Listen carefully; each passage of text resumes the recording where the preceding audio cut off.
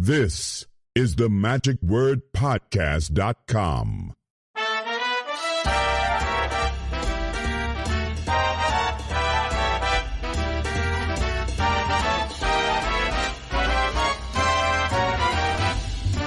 Hello, this is Scott Wells for the magicwordpodcast.com. Well, yes, you can tell my voice isn't up to its usual par. I've not been feeling all that great here this last week. While I was in New York last weekend doing the seance for the official Houdini evening that they had there at the House of Magic in Philadelphia, and then going into New York the next day for an amazing conference that Robert Dadris had put it on for the New York Magic Conference. Anyhow, somewhere along the way, or on the airplane, I caught something. Haven't felt good at all here this week, and my voice is pretty much shot. This is the best that it's been in days. So I'm going to be brief, more brief than I am usually. Okay, I'm never brief, but I'm going to have to be here today. Today's episode was recorded at Magic at the Beach earlier this year in 2025 as part of the convention each year. Charles Bach introduces some of the characters or some of the talent or performers, they certainly are characters, to sit down and share some of their more embarrassing stories, some of the tales from the road is what I like to call them, in which they have an opportunity to tell us about some of the problems that they have experienced while they've been traveling or trying to check in luggage or at TSA, perhaps when they've been out on cruise ships or when they've been working at the Magic Castle or any of their performances. Anyhow, this was just a delightful episode where everybody got to participate and share some of those stories. And so you're going to get to benefit from that. But usually whenever I'm talking with someone, each person has a story or two. But here, every person shares a story. So you get about 6 or 7 people who are sharing stories here with you this week. I do want to thank everyone who actually participated in that. The group you're hearing from today is actually just a sampling of the talent that they had this year. And unfortunately, we didn't get to hear from Trig Watson or Eric Jones or David Sandy, Lance Rich, and a few others. But you do get to hear from Dana Daniels, Nick Lewin, and Jeki Yoo, Bizarro, Cody Fisher, Joan DuKore, and Howard Blackwell. Anyhow, I know you're going to enjoy this one, so please welcome all of those guests here this week on The Magic Word.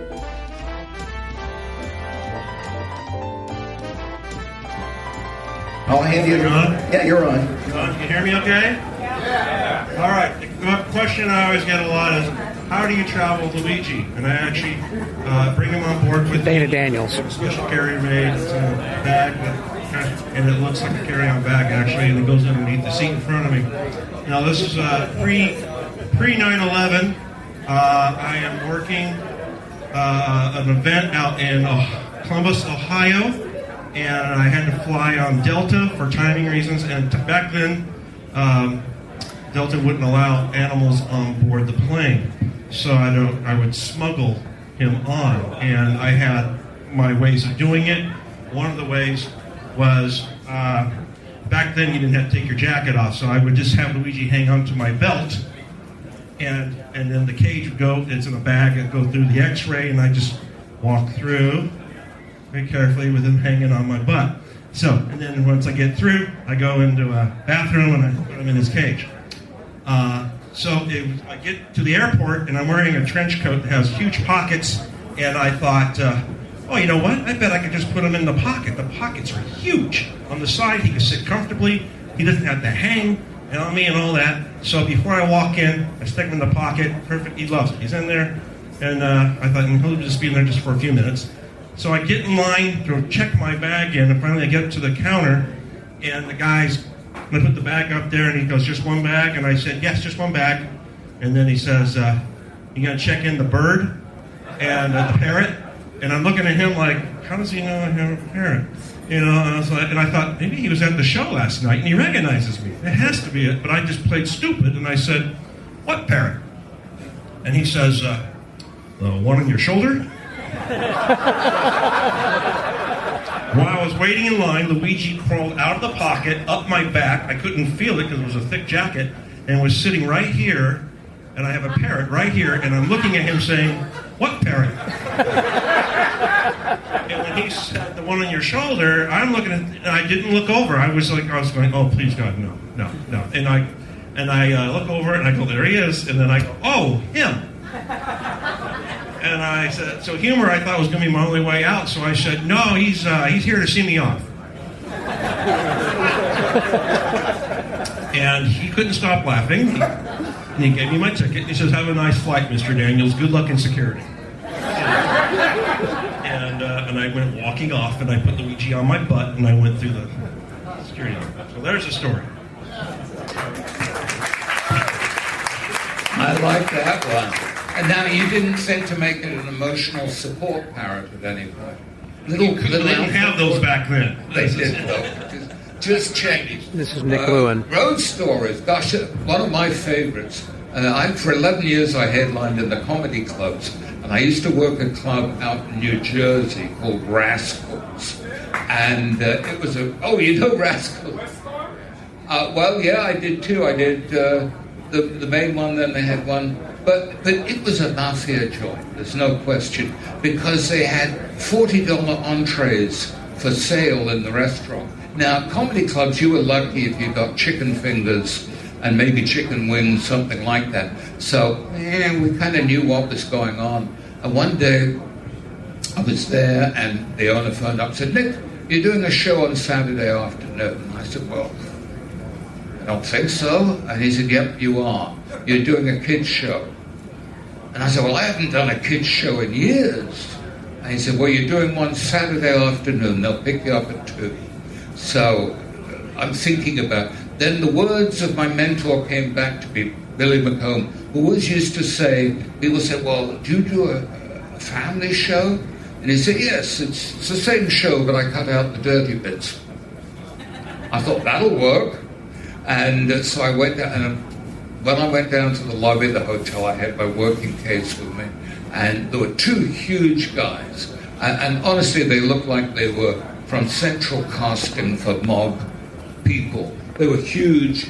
One guy said, oh, nice to meet you. And he's literally checking me out like this as he goes through, and they take my case. Don't worry, we'll take the case. And I know they went through that. So in the end, I went down. They got me in the car. When we arrived, there was like a bombed out. There was nothing there, a huge area. And in the middle was a tiny Italian restaurant. But there were 4 Cadillacs on all 4 corners of this site. And they're all pointing out diagonally. They all had 2 men in them who looked just like the one I was. So I went in and they kind of frisked me down again. And I said, well, where's the birthday girl? Oh, she's up there. I looked up and they had the head table. And they had the guy in the center, who's obviously the man. And next to him was the birthday girl, who must have been 45. I'm a region. Oh my God! What tricks did I do that would work? So I did the show, and at the end of it, everyone loved it. I couldn't wait to get out. I finished. They gave me a huge bill. That was my only brush ever with dealing with anybody who looked like they were shady in show business. I know. I was lucky, huh? How about you? Yeah. Actually, I'm Jeki Yoo. Oh my. Actually, I have a fun story to tell from my friend. He's Yuji Yasuda. He's one of my teachers in magic. He once performed at a hotel show for the corporate event where he did the sub-trunk illusion. In the final, he vanished from the trunk and was supposed to reappear at the back of the audience. And during rehearsal, everything worked fine. But the actual show, the hotel had several banquet rooms, but has an identical looking door. So he appeared and actually he ran out and shouted and hey, and he realized that he had walked right into someone's wedding room. And that was really funny to me, and everyone stared at him and he slowly closed the door. And that's my teacher's story. Thank you.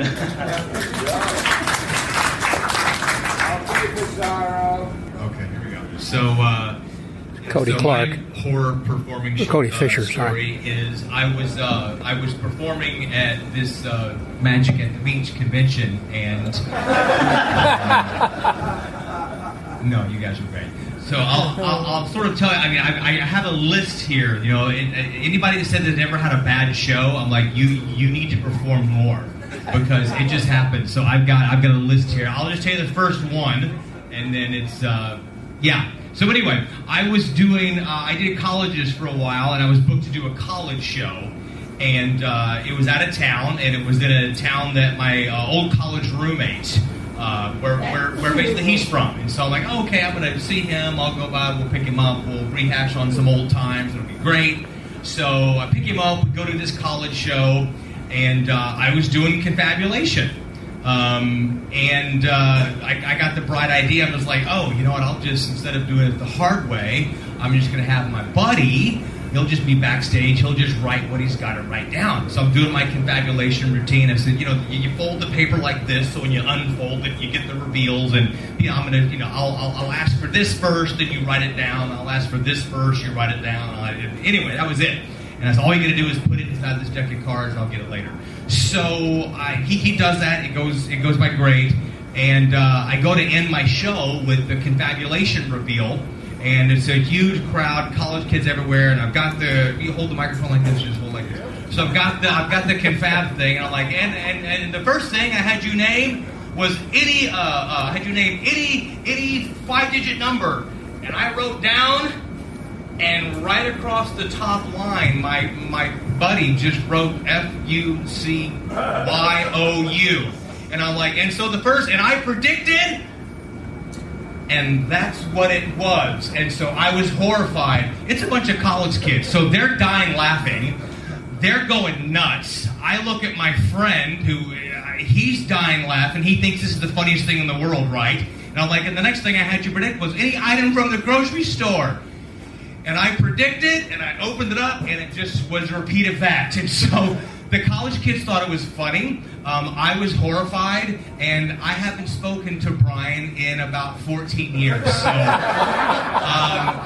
if you're going to use a stooge or have somebody do secret writing, make sure it's someone that you keep in contact with and that you trust.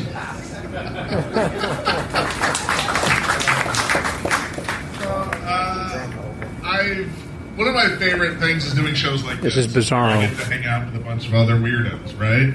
And do magic with other people. And I've, pre the world shutting down, I got to travel to China many times and do shows in various places in China, Beijing, and cities you've never heard of. And so, and what's fun about that is you get to mess with people, right? You start trying to see how much you can break them, right?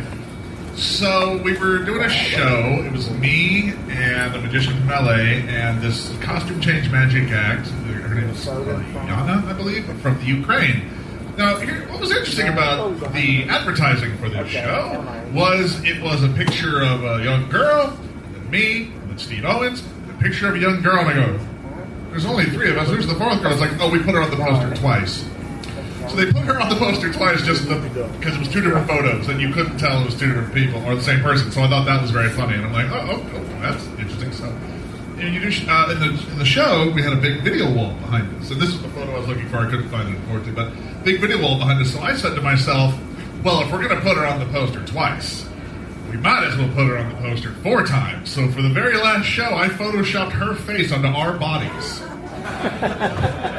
And had it as the final thing, like bow photo on the wall. And so when we came out, we're all just bowing, and she has no idea. And finally, I looked at her, I poked her, and I go, I was like, she looks familiar. And we got video of her just laughing hysterically, like she broke down in front of all these people, just laughing.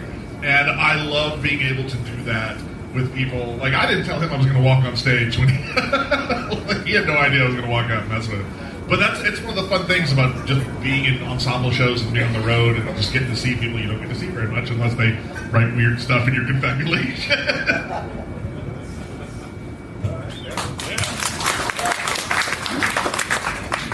All right, speaking of confabulation, which I did tonight, I travel like a lot of guys these days, and I learned this lesson from Billy McComb. Every routine is keeping a see-through zip bag and all that. That's how it's all sort of in my carry-on. And so I'm going through security. I get through with the bird, These days, it's really easy to go through security for birthdays. I don't have to hide them anymore. I just walk through with them on my finger. And they don't say anything. So, anyways, and then my regular bag, my carry-on bag goes through, it has all my props in it, and something triggers it, and the officer says, "May I look in your bag?" And I said, "Absolutely." And I'm putting the bird back in this cage and that, and then he opens it up, and he's looking, and he goes, "Sir, are you okay?" And I don't know what he's talking about, and I said, "Yeah, I'm fine." And he goes, "No, are you okay?" And he's pointing at my bag, and I'm going, "What's going on?" So I walk over, look at what he's pointing at, and it's my confabulation routine where the letter says, "Help, I'm being forced to do this against my will."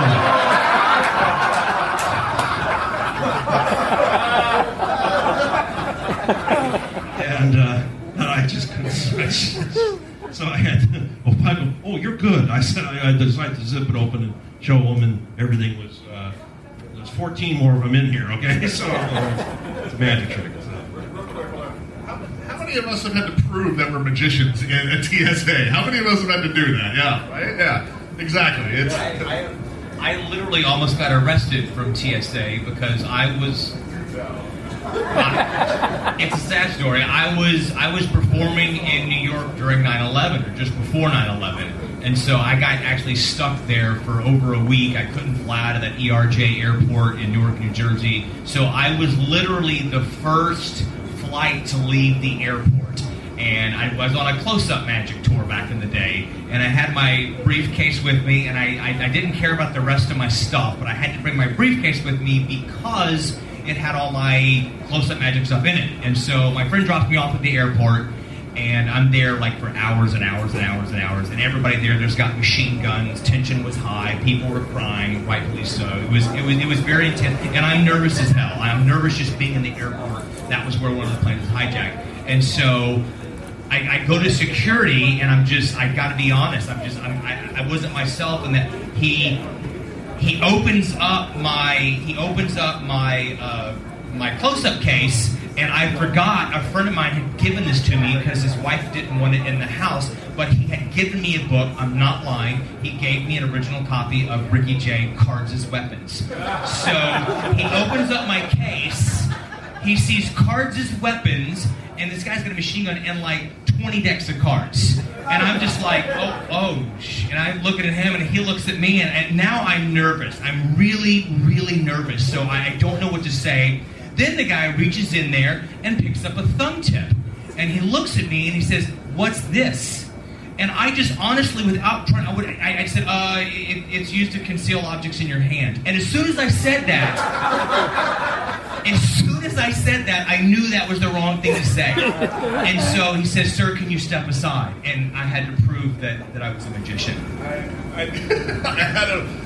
So sometimes it's funny how your brain is just like, "Oh, it's just this," right? Because to us, it's normal. I was going through security with like a carry-on thing. It was a bag that I had repurposed to carry this hilariously, comedically oversized confetti cannon. Like, it's this big. It's hilarious. It looks like a bomb from a college kid's room. It's crazy. And so I have this thing on. This TSA guy walks by, randomly goes, "What's in the bag?" And my brain just goes, "Confetti cannon." And then the back of my brain yells like Homer Simpson, "Ah!" And he just turns and he goes, "What is it?" And I go, "It's an acrylic tube, sir." And thankfully he went, "All right," because that's what it was. If he wasn't to look at it, it was just an acrylic tube. But I was like, "What is wrong with you? Don't be honest." You got one? I got Oh, you got another? We want to hear it. Well, with airport stories, I got a million of them. It should just be him, really. I just got a lot of airport stories. I got more of the bird, but I just thought of one of them. I got off a cruise ship, and I was in one of those islands in Jamaica or something like that, and the bag was too heavy. Can you switch some stuff over to carry-on? So I had to zip it. So it's not in security, it's checking in. But got a bunch of people behind me, and I opened it up, and then I had some juggling equipment in there. I had a bowling ball, a rubber chicken, and some other stuff. And he's going, "What's all that?" And I just said, "Well, it's part of the juggling part of my show. I'm a He goes, well, show him. Let me see. I'm going, okay. So I juggled a rubber chicken, a ball, and a bowling ball in the airport.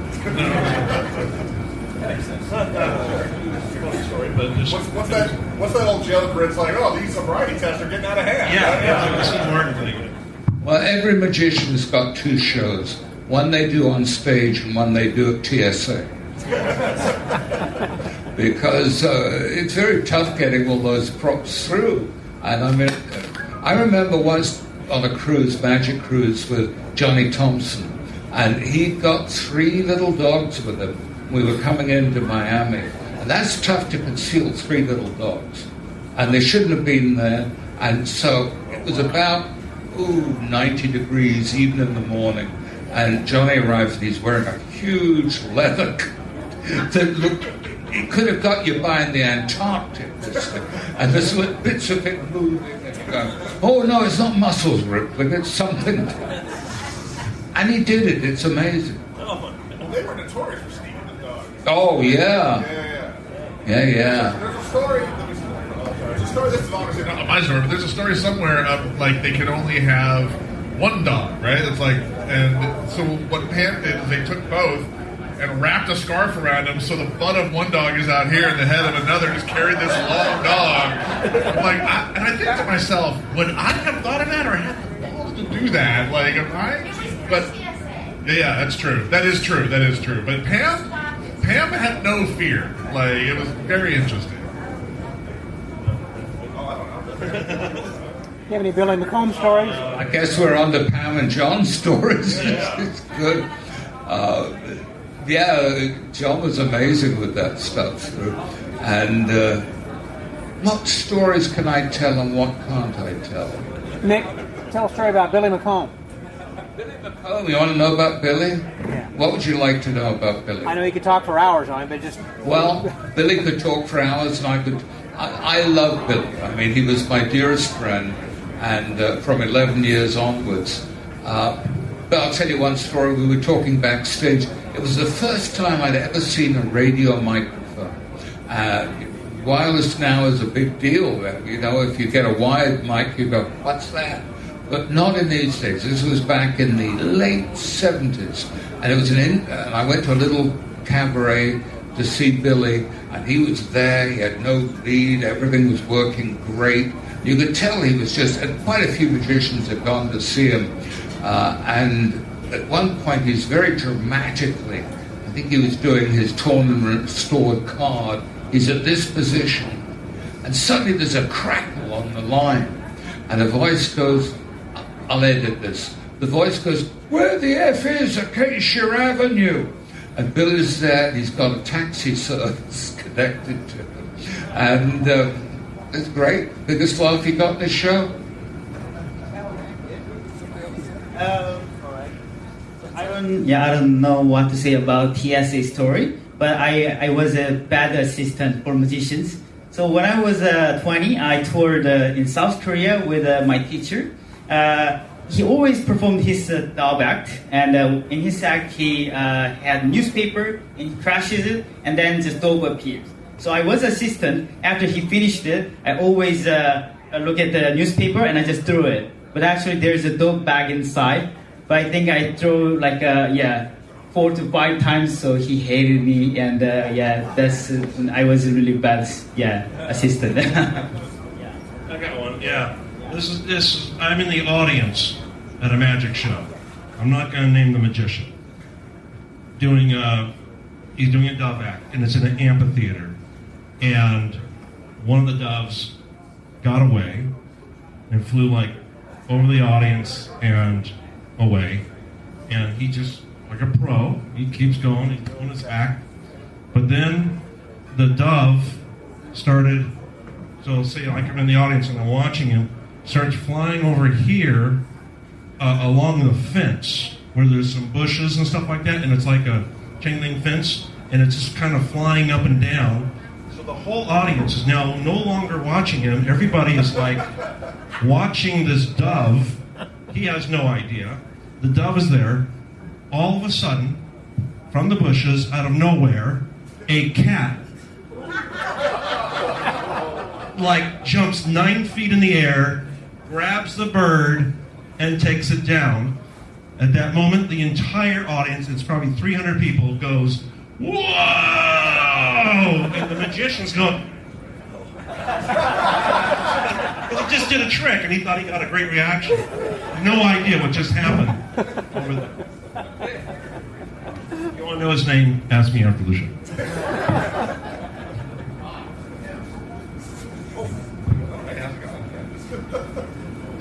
So we're talking about TSA stuff, and if you travel at all, you always have these weird things happen. And I remember, when before I tell this story, I want to talk about throwing stuff away. So I grew up working bars and nightclubs when I was very young.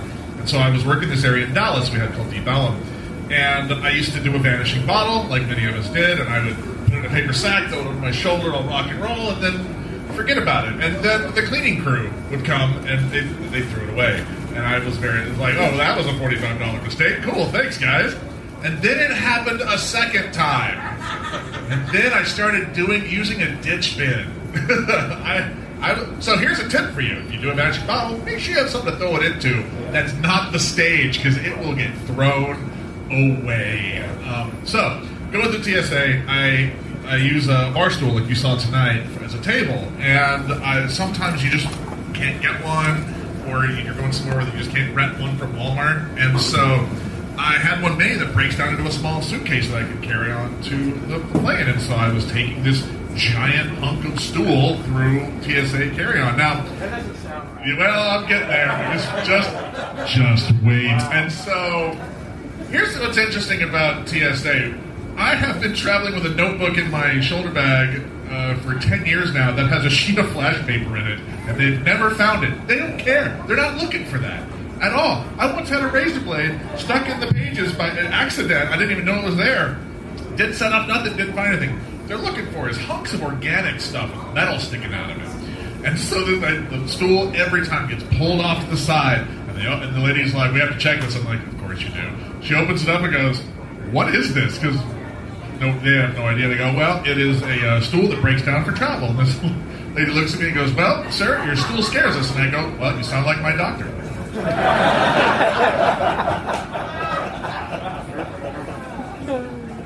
Okay. What a crappy story. Okay. Okay, I got two I can tell you. I can tell you one mistaken identity, or I can tell you about a time I was gigging with Bill Abbott and Nick Lacapo. What do you want? Second one.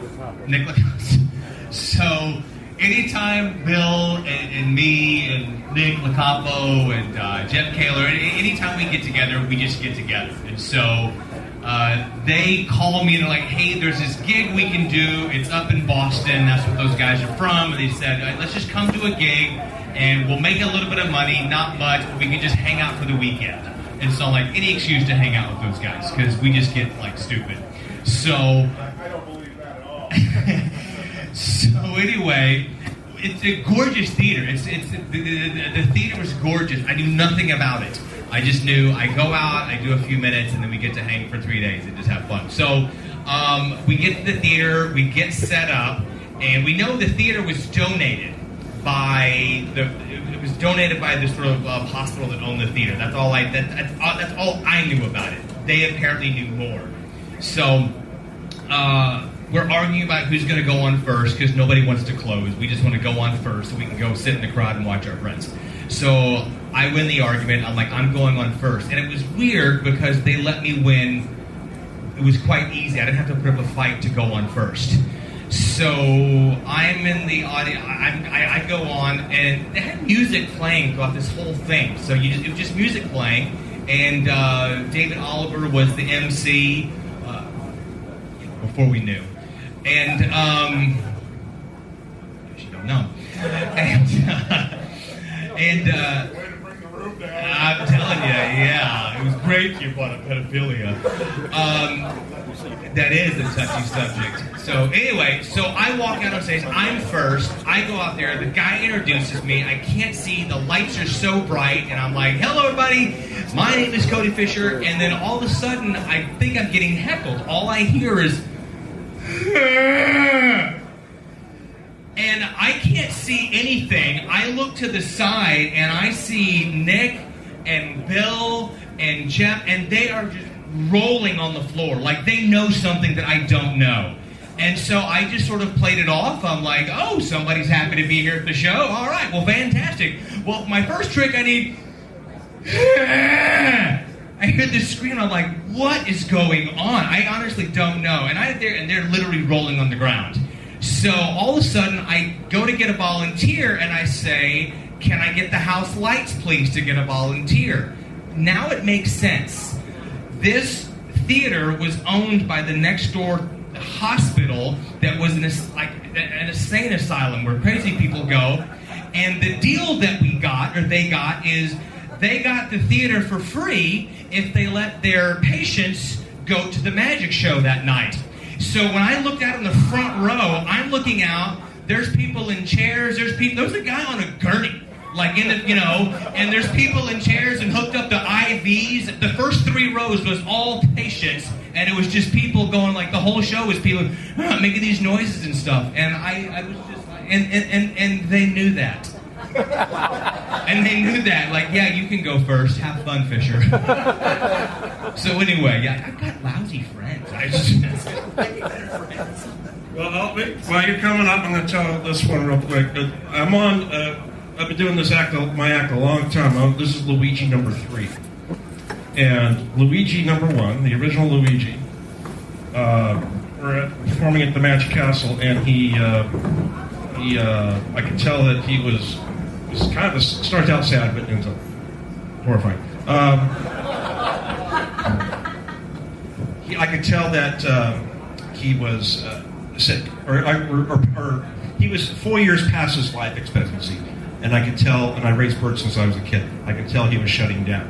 So I finished the show very quickly. It was my one-man show that I do with the piano player and all that, and so I just kind of stopped the show. And then the next day, I'm doing the brunch shows at the castle. I take him out of the show. I just did an act without him, and the nursing in between shows, because I could just tell this. And there was no need to take. Anyways, he passed away in my hands right after the second show. It's back there. I was a wreck. They had to cancel the last show, and I called my wife and I said, "Bring Cosmo." And Cosmo's Luigi 2. This is Buttercup you saw tonight. He's Luigi 3. So Buttercup. And I've rehearsed Buttercup many times at home, never on stage with moving curtains and lights. Didn't think that through. Brings them up, we're doing the whole thing, and then I get to Luigi, the part with the psychic birds at the very end of this one-man show I do. And so I backstage, I'm doing a costume change, and then I put the bird on the perch, and then I finish, I'm running out there doing the quick lines, blah, blah, blah, and then the piano player introduces the psychic bird part of the show, and I look over, and he's gone. And I'm going, where'd he go? Like that. And I'm looking around, I'm looking at the stage manager, where's Luigi? And I'm looking around, I can't find it, and I stick my head out the curtain to the piano player, and I said, I bet they would love to hear the 12th Street Rag. And he goes, okay. He knows something's wrong. So starts playing the 12th Street Rag, I'm back there looking. I thought, well, maybe he flew to the other side of the stage, backstage. So I have to cross the stage to get over there. So I walk across the stage as he's playing the piano. I go, still looking, and then he's not over there. Then I have to walk back. And then I look at the piano player and I said, you better play all 12 streets. And then I get back and I look up and he's way up in the rafters. So the stage manager gets a ladder. I go up the ladder and I just grab him. Now, my adrenaline's going like this, and I didn't feel it, but he bit into my thumb like he was taking it off. I mean, seriously bit into it, and I didn't feel it. I didn't know what. I put him on the perch, give him the, okay, and he just walk out just like I do, and give a hand to Luigi. And I didn't know it, but I'm gesturing with my hands, and blood is going whoosh, whoosh, whoosh, and I don't even see it. My piano player is going, Dana. Dana. And I go, what? He goes, your thumb. And I go, oh, the little guy got me. And that. And so I started improvising lines. I got a napkin, and I kind of just wrapped it around it, and just did the rest of the act, improvising. And afterwards, tons of magicians came up to me. They go, "I love the new bit with the blood. It looks so real." And I said, "Yeah, I think I might take it out. It's kind of messy."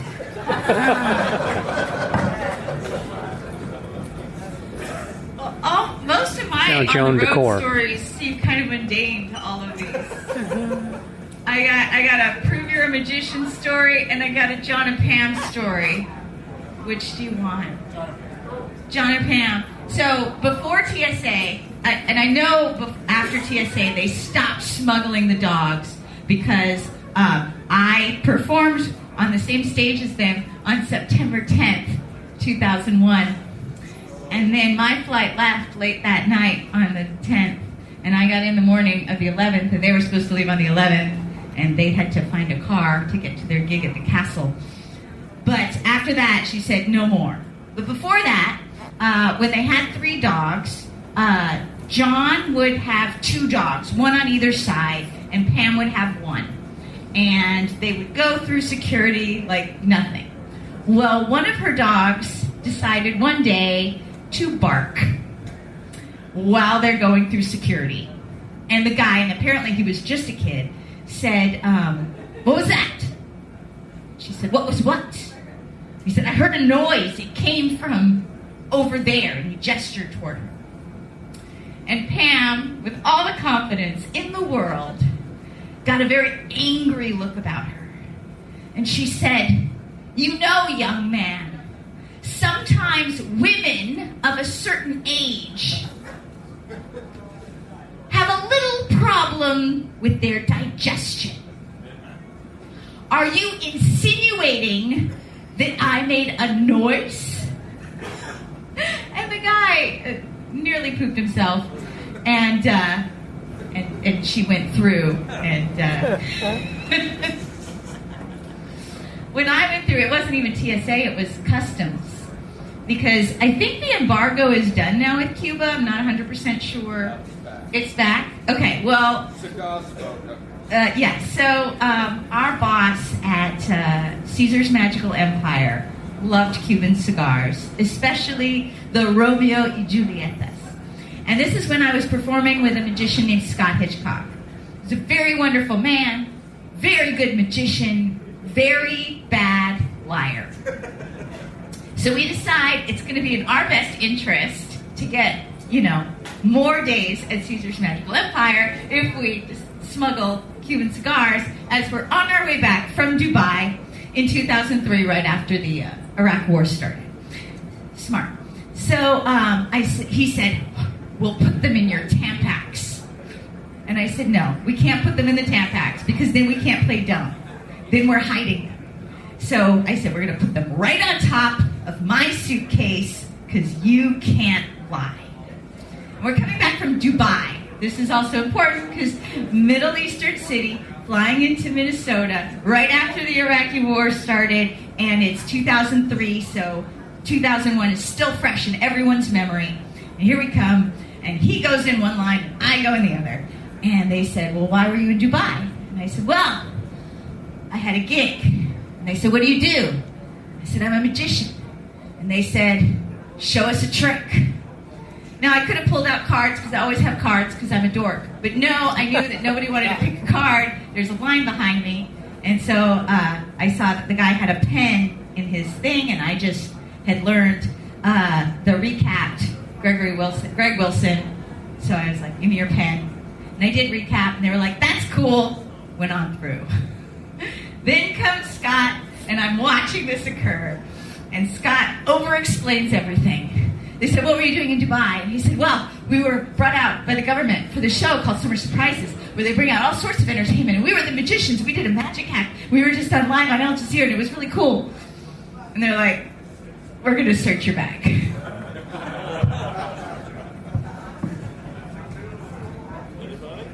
Well, Pam always had the last word on anything. As funny as John was, whatever went on, Pam would just put the button on it and get the laugh at the end. And there's a great story about John, which was legendary on cruise ships. And that was that one day he went down to a cabin of a harmonica player on board.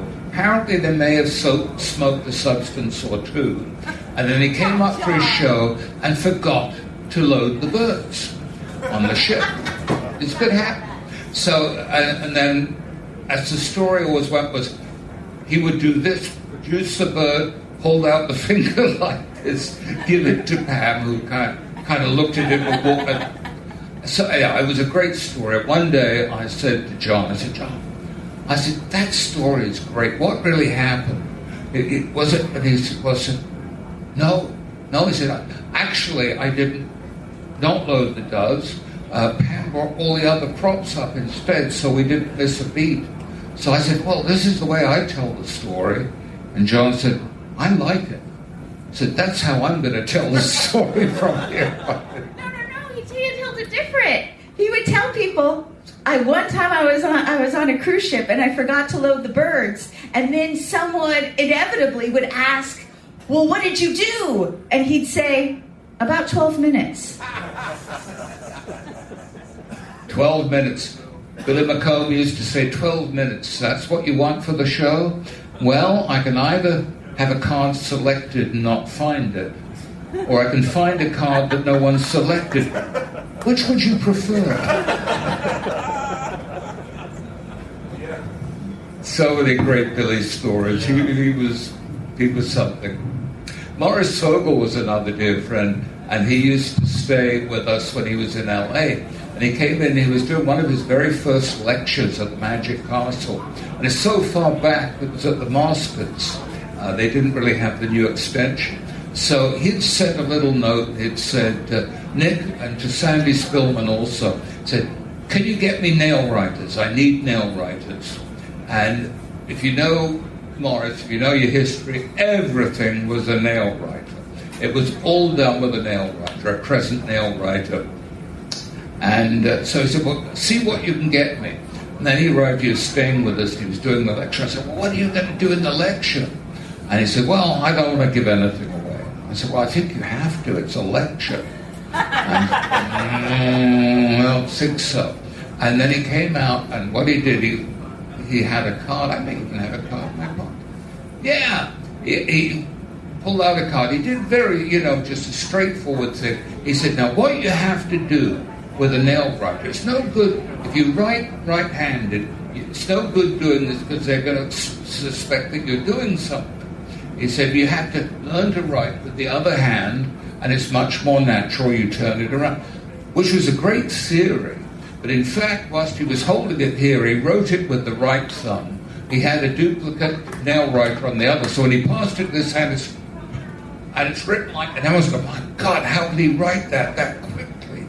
And at the end of the show, he sold left and right-handed nail writers. A way to sell two items. And he also did a torn and restored card. And I said, well, okay. So what's a double envelope? I said, well, I think you can, I think you can teach that to people. Said, no, I don't want to give away. I don't want to give it away. So what he did this torn and restored card with this incredibly badly made double envelope. And then, not to give it away, he had the person on stage, and then he said, well, gentlemen, he said, you're some of the finest brains in magic. So I don't think I need say more than this. And he picked up a chair that was on the stage, turned it around, and he had a duplicate envelope on the back, which he never used, but and they went, oh. He was a piece of work. And he used to do a bullet catch. And it was really actually very, very brilliant. And he had 6 rifles, and they used to aim at plates in the air. So instead of there being one gun was not loaded.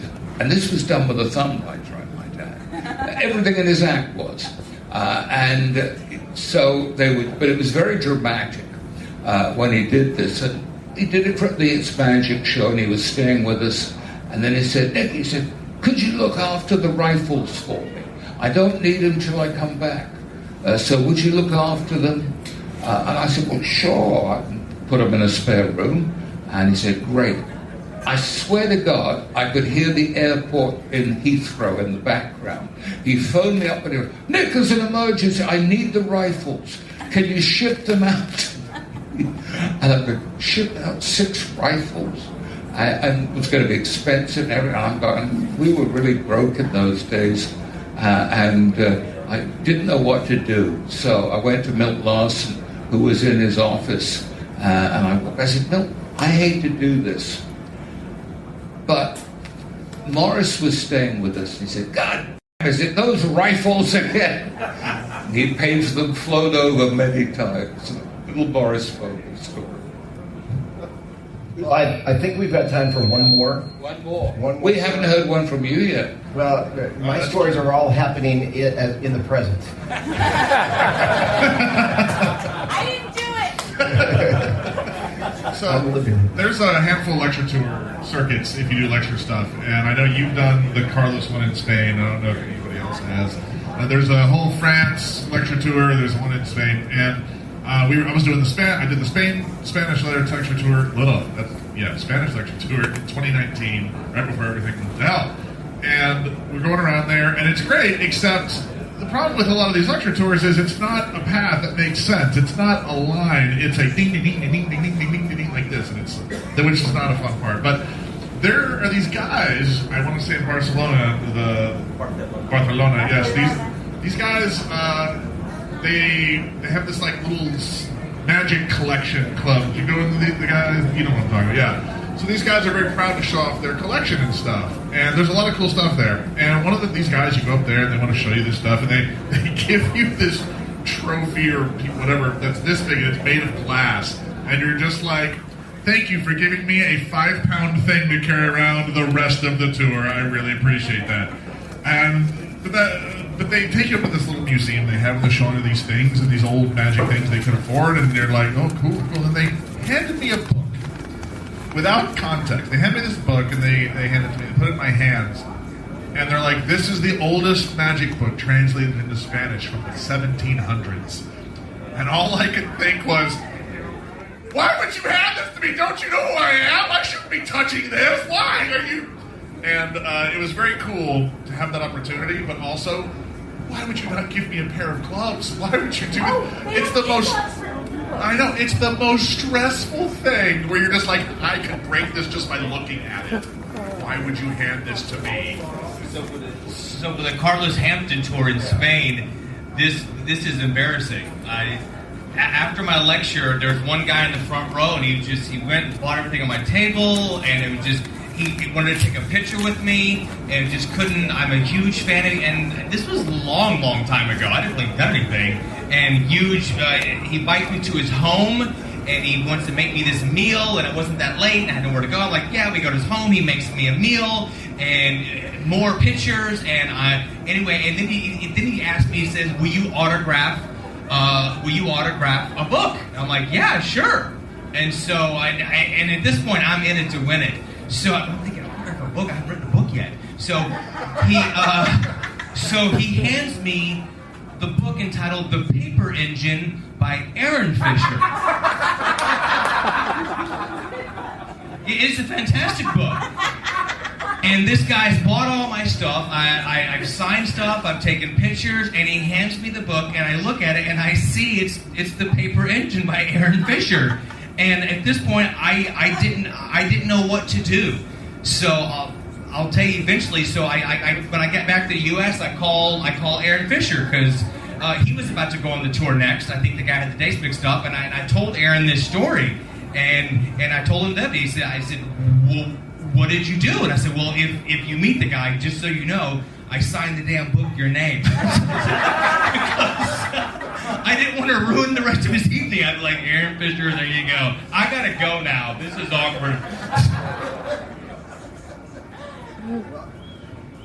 I think we've had a fantastic time getting to get some insight on these experiences that these performers have. Please give them a huge round of applause. We've still got a party going on. There's an open bar upstairs. If you haven't hit the Bunny Room, now's your last chance. So make sure you go to the Bunny Room and find out what it's all about. Please give them one more round of applause. Thanks for joining us, everybody.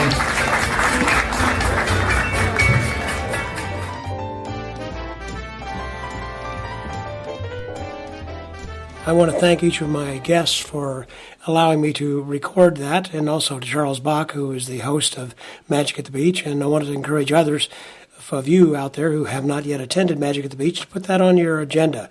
That certainly is one that's been growing each year, but it's got a cap. It's only got so much room there eventually in his theater that he won't be able to hold anymore.